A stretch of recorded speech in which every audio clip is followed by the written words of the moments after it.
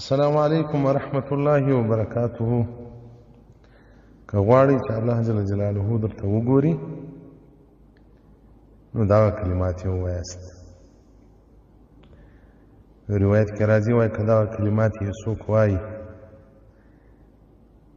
دا پورته کېږي اسمان ته، هر اسمان ورته چیرل کېږي، لار ورکوي تر هغه آخري اسمان هم ووځي. نو کوم وخت دا کلمات د الله جل جلاله حضور ته ورسېدې، الله جل جلاله دې بنده ته ګوري. نو الله جل جلاله چې انسان ته وګوري بنده ته په نظر د رحمت هغه ته بیا عذاب نه ورکوي. اسانه کلمات دي باید موږ سهار و ماښام یې ووایو. لا اله الا الله وحده لا شريك له يحيي ويميت وهو على كل شيء قدير.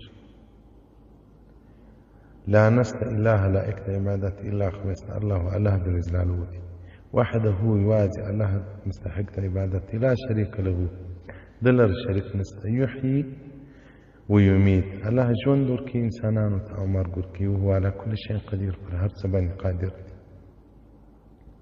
نو دا کلمات چې وویل سي اسمانونه چریان دي، اسمان لار ورکوي، حتی هغه سقف بام د آخري اسمان هم ورته چیرې سي لار ورکوي. نو وایي چې دا کلمات یو بنده ووایي الله جل جلاله دې ویونکي ته ګوري.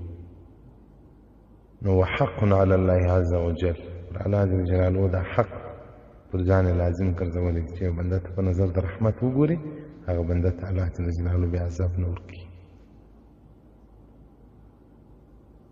حديث رقم 1010 صفحة نمبر 1580 كتاب دعاء دا إمام الطبراني رحمة الله تعالى عليه.